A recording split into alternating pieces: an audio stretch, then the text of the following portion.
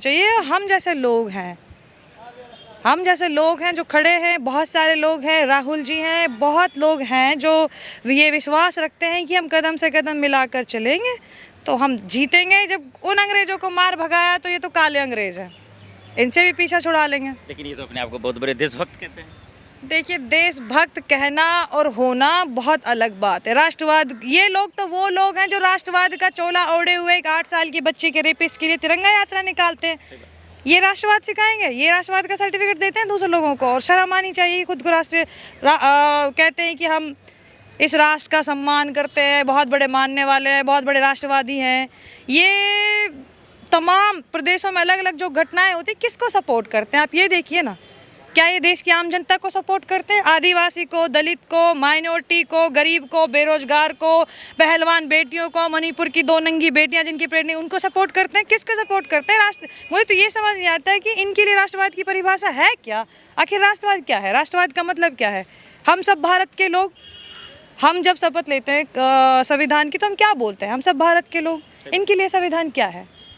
देखिए अब क्या तमाशा चल रहा है महाराष्ट्र में। अभी मैं खुद 2 हफ्ते में महाराष्ट्र कैंप करके आई हूँ, अभी आई हूँ वहाँ से। देखिए क्या मतलब नागपुर में जो हुआ आपने देखा होगा, क्या ड्रामा हो रहा है। 350 साल पहले एक आदमी खत्म हो गया, उसकी हड्डियां गल चुकी हैं, उसका कंकाल तक भी नहीं है, खून तक भी नहीं बचा उसका, आप उसके ऊपर मरने मिट रहे हो और मतलब तमाशा कर रहे हो, क्या है? तो कह रहे थे कि अब वो आजमी के बयान की वजह से हुआ ये सब, उन्होंने उनका समर्थन कर जब किसी स्टेट में इलेक्शन होता है सबको पता है कि भैया बिहार में इलेक्शन है और बिहार बहुत महत्वपूर्ण स्टेट है। लोकसभा में और केंद्र सरकार प्रधानमंत्री बनाने में भी एक बहुत बड़ी भूमिका बिहार और यूपी की होती है। तो सब कुछ इलेक्शन के लिए किया जाता है। कभी इलेक्शन कहीं आते हैं तो हमारे शहीद जवान शहीद हो जाते हैं, कभी इलेक्शन आते हैं तो कोई हिंदू मुस्लिम का मुद्दा आता है, कुछ ना कुछ। तभी क्यों आप ये समझिए कि ये चीज़ें मतलब इनका लगातार क्यों होता है जब कहीं इलेक्शन होता है। तो ये इसको समझने की जरूरत है गहनता से कि ऐसा क्यों होता है। कोर्ट के अंदर या बाहर एक डर सा माहौल क्यों देता है? कोई जज कहता है फैसला सुनाने में डर लगता है, तो आखिर ये माहौल पैदा किसने किया, पैनिक? अब ये चीज़ तो आप इस देश के गृह मंत्री से पूछिए ना, उनकी जवाबदेही है,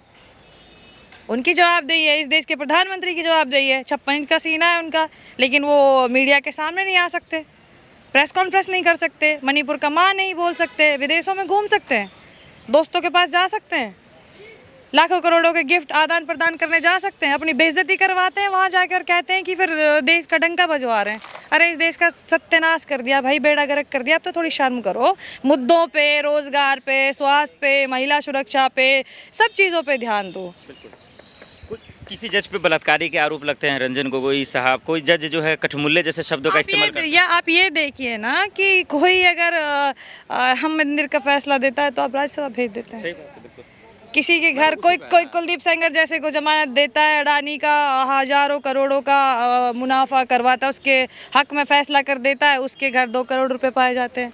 अदरवाइज फिर लोया बना दिया जाता है। क्या करें? तो हिम्मत चाहिए ना, बार बार। इसीलिए राहुल गांधी जी कहते हैं कि डरो मत। ना आम आदमी को डरना है, ना ही जो तंत्र में बैठे हैं जज हैं उनको भी नहीं डरना है। अदरवाइज आने वाली पीढ़ी जब आपसे सवाल पूछेगी ना तो आप जवाब नहीं दे पाओगे। लेकिन जज क्यों डरेंगे? ये तो बहुत बड़ा सवाल है।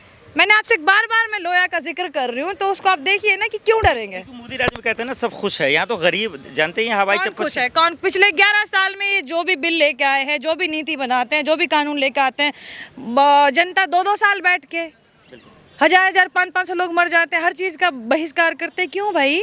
UPA 1, UPA 2 की सरकार थी, इतनी सारी चीज़ें लेके आई, मनरेगा लेके आए, RTI लेके आए और राइट टू फूड लेकर आए, कितना कुछ लेकर आए। क्या किसी ने किसी चीज़ का बहिष्कार किया?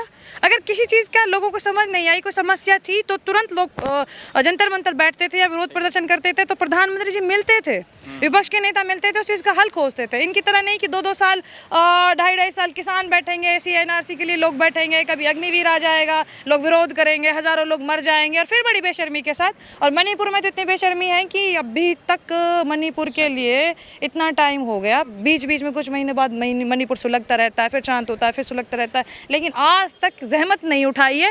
वो गाना याद आता है मुझे कि उनके पाँव में मेहंदी लगी है, तो मोदी जी के पाँव में मेहंदी लगी है। वो तमाम देश का, विश्व का भ्रमण कर सकते हैं, देशों में जा सकते हैं, दोस्तों के साथ फोटो खिंचा सकते हैं, गलवैया कर सकते हैं, लेकिन मणिपुर नहीं जा सकते। इसी से जुड़ा एक आखिरी सवाल जो बहुत बड़ा है, मोदी जी का आपने जिक्र किया, उन्होंने कुछ दिन पहले ही कहा 3